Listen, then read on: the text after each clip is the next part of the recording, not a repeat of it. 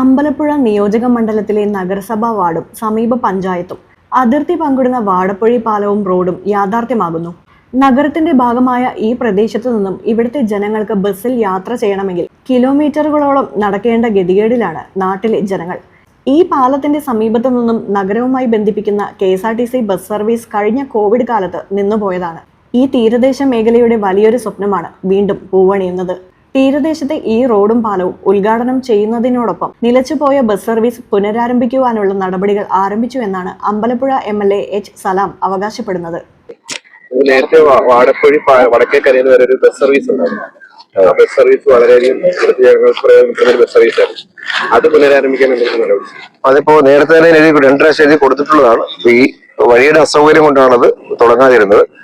ഇന്നലെ ഞാൻ ഗതാഗത മന്ത്രിയുമായി നേരിട്ട് സംസാരിച്ചു. ഇതിന് ഉദ്ഘാടനത്തിന്റെ ഭാഗമായി തന്നെ ബസ് സർവീസ് ആരംഭിക്കാൻ ആവശ്യമായ കാര്യം കൂടി നമ്മൾ ശ്രമിക്കുന്നതാണ്.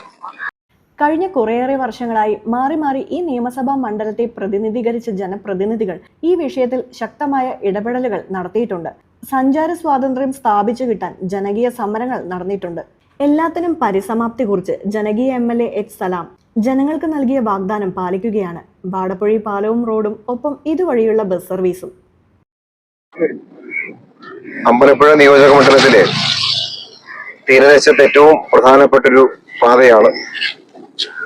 തീരദേശ ഹൈവേയുടെ കൂടി ഭാഗമാകുന്ന ഈ പ്രദേശം വാടപ്പുഴി മത്സ്യഗന്ധി പ്രദേശത്താണ് നമ്മൾ നിൽക്കുന്നത്. ദീർഘവർഷമായി തീരദേശ ഹൈവേ മുറിഞ്ഞു കിടന്നിരുന്നൊരു ഭാഗമാണ്. വാടപ്പുഴി ഈ പുഴയുടെ ഭാഗത്ത് പാലമില്ലാതെ അക്കരയ്ക്കര പോകാൻ കഴിയുമായിരുന്നില്ല. തീരദേശ ഹൈവേ നേരത്തെ നിർമ്മിക്കുന്ന സമയത്ത് തൊട്ടപ്പുറത്തെ പാലം വരെ എത്തിയതിനു ശേഷം ഇടയ്ക്കൂടെ ഒരു ചെറിയ വഴിയിലൂടെയാണ് തെക്കോട്ട് പോയിക്കൊണ്ടിരുന്നത്. ആലപ്പുഴ ഭാഗത്ത് നിന്ന് തെക്കോട്ട് പോയിക്കൊണ്ടിരുന്നത്. അത് ഈ പ്രദേശത്തെ ജനങ്ങളുടെ ഏറ്റവും പ്രധാനപ്പെട്ട ആവശ്യമായിരുന്നു. ഇവിടുത്തെ ആളുകൾ മാത്രമല്ല, തീരദേശത്തുള്ള മുഴുവൻ മത്സ്യത്തൊഴിലാളികളുടെയും ഏറ്റവും സുപ്രധാനമായ ഒരു ആവശ്യമായിരുന്നു. ഞാൻ മത്സരിക്കാൻ എത്തുന്ന സമയത്ത് ഈ പ്രദേശത്തുള്ള ജനങ്ങൾ ഏറ്റവും ശക്തമായി ആവശ്യപ്പെട്ട ഒന്നായിരുന്നു വാടപ്പുഴി ഈ പാലം റോഡും പൂർത്തീകരിക്കണം എന്നുള്ള ആവശ്യം. മത്സ്യത്തൊഴിലാളികൾക്ക് അവരുടെ മത്സ്യബന്ധനത്തിന് വെളുപ്പിനെയും മറ്റും പോകാൻ ഏറ്റവും സൗകര്യപ്രദമായ നിലയിൽ ഇത് നിർമ്മിക്കണം എന്ന ആവശ്യം വളരെ ശക്തമായി ഉന്നയിച്ചിരുന്ന ഒരു പ്രദേശമാണ് ഈ പ്രദേശം. ആ സമയത്ത് ഇലക്ഷന്റെ വാഗ്ദാനമായിട്ടൊന്നും ഞാൻ പറഞ്ഞില്ലെങ്കിലും ചുമതലയേറ്റതിനു ശേഷം ഇത് പൂർത്തീകരിച്ച് റോഡ് നിർമ്മിക്കാൻ വേണ്ടിയുള്ള നിരന്തരമായ പരിശ്രമമാണ് നടത്തിയത്. ഇവിടുത്തെ സ്ഥലം ഏറ്റെടുക്കലിന്റെ തടസ്സങ്ങൾ ധാരാളം സാങ്കേതികമായി ഉണ്ടായിരുന്നു. ഇത് നിർമ്മിക്കാൻ ആവശ്യമായ ഫണ്ട് പൂർണ്ണമായിട്ടില്ലാത്ത പ്രശ്നം ഉണ്ടായിരുന്നു. അതെല്ലാം പല നിരക്ക് പരിഹരിച്ചിട്ടാണ് നമ്മളിപ്പോൾ ഇത് പൂർത്തീകരിച്ചിട്ടുള്ളത്. 2,30,000 രൂപ സ്ഥലം ഏറ്റെടുക്കാൻ വേണ്ടി മാത്രം ഈ വാടപ്പുഴി ഈ പദ്ധതി പൂർത്തിയാക്കാൻ വേണ്ടി ചെലവഴിച്ചു. 2,30,000.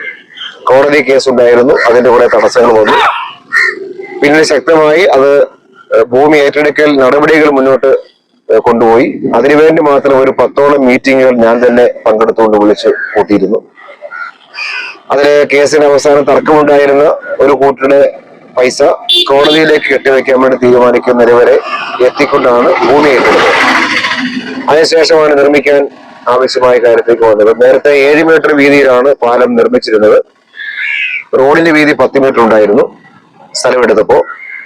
അപ്പൊ അതിന് വീതി വർദ്ധിപ്പിക്കാൻ ഒരു പ്രയാസം ഇടയ്ക്ക് വന്നു. അപ്പൊ ആ സമയത്ത് പൊതുമരാമത്ത് വകുപ്പ് നമ്മുടെ മണ്ഡലത്തിൽ നിർമ്മിക്കുന്ന 17 മറ്റ് ചെറിയ കലുങ്കും പാലങ്ങൾ നിർമ്മിക്കുന്നുണ്ട്. ആ സ്കീമിലേക്ക് കൂടി ഉൾപ്പെടുത്തിയിട്ടാണ് നേരത്തെ 6-7 മീറ്റർ ഉണ്ടായിരുന്ന പാലം അത് പണിത് കഴിഞ്ഞിരുന്നു.